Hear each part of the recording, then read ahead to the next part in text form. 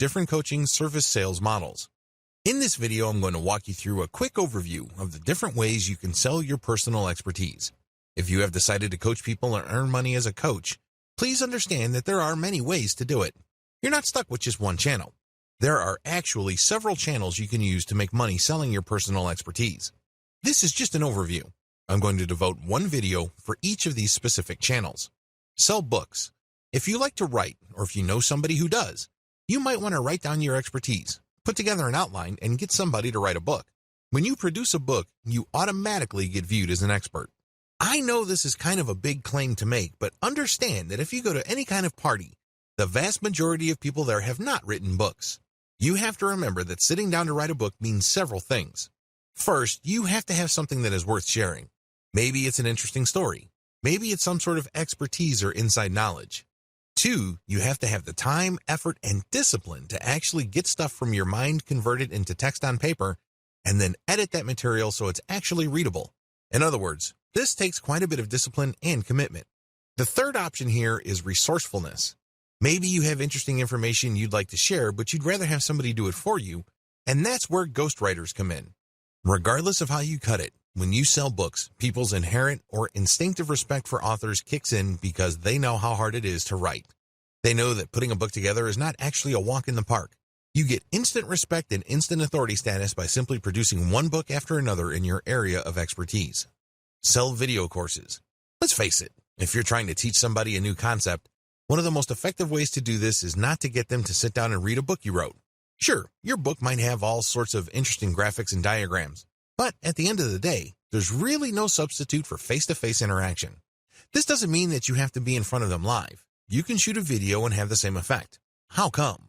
Well, when people watch a video of you giving a lecture or speaking directly to them, sharing information, they pay close attention to your eyes.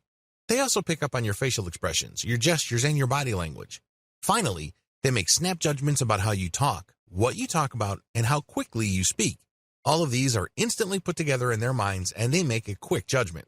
Either they feel comfortable and they think you are trustworthy enough to listen to and learn from, or they simply reject you at some level or other. They may seem like they're listening, but they're not. Still, when people watch videos, a lot of this dynamic is replicated. This is why platforms like Udemy.com are so popular and successful. People spend millions of dollars every single year on courses from this platform to learn all sorts of subjects. You don't necessarily have to put your video courses on Udemy, but you can benefit from the same dynamic. Video courses do work because when people watch you and you're animated and they see you talk excitedly about a subject that they're interested in, chances are they will absorb that information and find you credible enough and authoritative enough to want to buy more courses from you. Scheduled webinars. Scheduled webinars are quite different from video courses. When you shoot a video course, there's really no time element. You can shoot it all at one time, and as long as people are able to access your website, they can pay you money to access your videos. They can watch your video the next day, or they can watch your series 2 years from now. They still see you on video, they engage with what they see, and they pick up information. Live scheduled webinars operate on a different dynamic. The visitor actually has to show up to view your video at a scheduled time. When they go to your webinar sign-up page, they have to set up an appointment. Once they have selected a specific date and time, they get an email reminder to show up. After all, they paid for the webinar, or they pay when they show up. A lot of coaches prefer this method because you work less. Unlike a video course where you basically have to shoot hours of footage covering a wide range of subjects because you are teaching people a fairly comprehensive set of information, scheduled webinars are actually more compact. Usually, they run no more than 2 hours. When you hold a seminar, you only focus on a fairly narrow range of topics. This saves you a tremendous amount of time. In terms of presentation, it also saves you quite a bit of resources when it comes to actual research. Still, scheduled webinars are actually recorded videos. So, these people that are signing up for a specific type of information are actually just setting up an appointment to watch a pre-recorded video on a fairly narrow topic. There is really no one-to-one interaction. There's definitely no interaction with the audience. People just sign up to watch the video at a specific date and a specific time. Live webinars. A live webinar is pretty self-explanatory. People show up at a specific time. They book that time and they pay for it. You show up and you speak relatively briefly about a pre-scheduled set of topics. After that, it's a free-for-all.